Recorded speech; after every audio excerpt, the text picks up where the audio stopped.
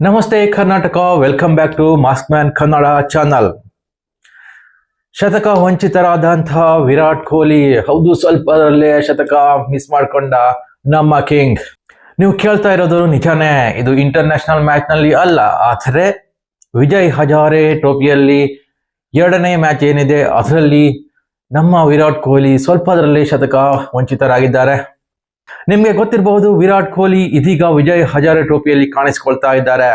ಹಿಂದಿನ ಮ್ಯಾಚ್ ನಲ್ಲಿ ಏನು ಶತಕದ ಸಂಭ್ರಮಿಸಿದಂತಹ ನಮ್ಮ ವಿರಾಟ್ ಕೊಹ್ಲಿ ಇದೀಗ ಎರಡನೇ ಮ್ಯಾಚ್ ನಲ್ಲೂ ಶತಕದ ಅಂಚಿನಲ್ಲಿ ತಮ್ಮ ವಿಕೆಟ್ ಒಪ್ಪಿಸಿದ್ದಾರೆ. ಒಂದ್ ಲೆಕ್ಕ ನೋಡೋದಾದ್ರೆ ಇದು ತುಂಬಾ ದುಃಖದ ಸಂಗತಿ ಅಂತ ಹೇಳ್ಬೋದು ವಿರಾಟ್ ಕೊಹ್ಲಿ ಅವರ ಫ್ಯಾನ್ಸಿಗೆ. ಯಾಕಂದ್ರೆ ಹಿಂದಿನ ಮ್ಯಾಚ್ ಹೇಗಾಡಿದ್ರು ಅದೇ ರೀತಿ ಈ ಮ್ಯಾಚ್ ಅನ್ನು ಕೂಡ ಆಡ್ತಾ ಇದ್ರು. ಕೇವಲ 29 ಬಾಲ್ಗಳಲ್ಲಿ ತಮ್ಮ ಅರ್ಧ ಶತಕ ಪೂರೈಸಿದಂತಹ ವಿರಾಟ್ ಕೊಹ್ಲಿ ಅವರು ಶತಕದತ್ತ ಮುನ್ನುಗ್ಗುತ್ತಿದ್ರು. 77 ರನ್ ಬಾರಿಸುವಲ್ಲಿ ತಮ್ಮ ವಿಕೆಟ್ ಅನ್ನು ಒಪ್ಪಿಸಿದ್ರು. ಅದು ಸ್ಟಂಪ್ಔಟ್ ಆಗುವ ಮೂಲಕ ತಮ್ಮ ವಿಕೆಟ್ ಕಳ್ಕೊಂಡ್ರು ಅಂತ ಹೇಳ್ಬಹುದು.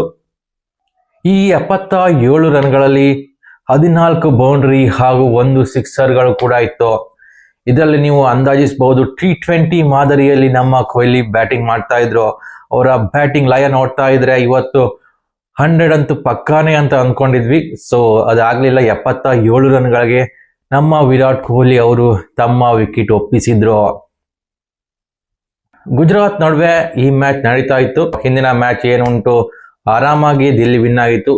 ಮೋಸ್ಟ್ಲಿ ವಿಜಯ್ ಹಜಾರೆ ಟ್ರೋಫಿಯಲ್ಲಿ ಇದು ವಿರಾಟ್ ಕೊಹ್ಲಿ ಅವರ ಕೊನೆಯ ಮ್ಯಾಚ್ ಆಗಿರ್ತದೆ. ಯಾಕಂದ್ರೆ ಅವರು ಮುಂಬರುವ ನ್ಯೂಜಿಲೆಂಡ್ ಸರಣಿಗೆ ಆಯ್ಕೆ ಆಗಿರ್ತಾರೆ. ವಿಜಯ್ ಹಜಾರೆ ಟ್ರೋಫಿಯಲ್ಲಿ ಕೇವಲ 2 ಮ್ಯಾಚ್ ಮಾತ್ರ ಆಡುವ ಸಾಧ್ಯತೆ ಇದೆ.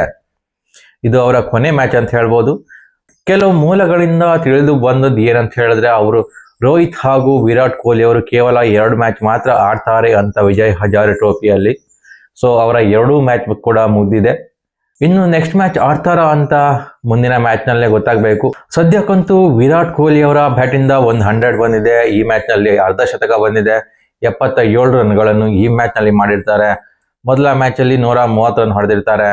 ಸೊ ಉತ್ತಮ ಫಾರ್ಮ್ ನಲ್ಲಿರುವಂತಹ ವಿರಾಟ್ ಕೊಹ್ಲಿ ಅವರು ನ್ಯೂಜಿಲೆಂಡ್ ಸರಣಿಯಲ್ಲೂ ಕೂಡ ಇದೇ ಫಾರ್ಮ್ ನ ಕಂಟಿನ್ಯೂ ಮಾಡಲಿ ಅಂತ ಹೇಳಬೇಕು. ಹಾಗೆ ನಮ್ಮ ಆಶಯ ಕೂಡ ಆಗಿರ್ತದೆ. ವಿರಾಟ್ ಕೊಹ್ಲಿ ಅಭಿಮಾನಿಗಳಿಗೆ ಅವರ ಬ್ಯಾಟಿಂಗ್ ನೋಡದೆ ಒಂದು ಖುಷಿ ಆಗಿರ್ತದೆ. ಅದು ಈ ರೀತಿ ಆಡಿದಂತೂ ಅದು ತುಂಬಾನೇ ಖುಷಿ ಆಗ್ತದೆ ಅಂತ ಹೇಳ್ಬೋದು. ಇನ್ನೊಂದು ನ್ಯೂಸ್ ಏನಂತ ಹೇಳಿದ್ರೆ, ರೋಹಿತ್ ಫ್ಯಾನ್ಗಳಿಗೆ ಸ್ವಲ್ಪ ಬೇಜಾರಿನ ಸಂಗತಿ ಅಂತ ಹೇಳ್ಬೋದು. ಯಾಕಂದ್ರೆ ರೋಹಿತ್ ಶರ್ಮಾ ಡಕ್ಔಟ್ ಆಗಿದ್ದಾರೆ. ಮೊದಲ ಮ್ಯಾಚ್ ನಲ್ಲಿ ಭರ್ಜರಿ 100 ಬಾರಿಸಿದ್ದ ರೋಹಿತ್ ಶರ್ಮಾ ಈ ಮ್ಯಾಚ್ ನಲ್ಲಿ ಗೋಲ್ಡನ್ ಡಕ್ ಆಗಿದ್ದಾರೆ ತಮ್ಮ ಸೆಕೆಂಡ್ ಮ್ಯಾಚ್ ನಲ್ಲಿ.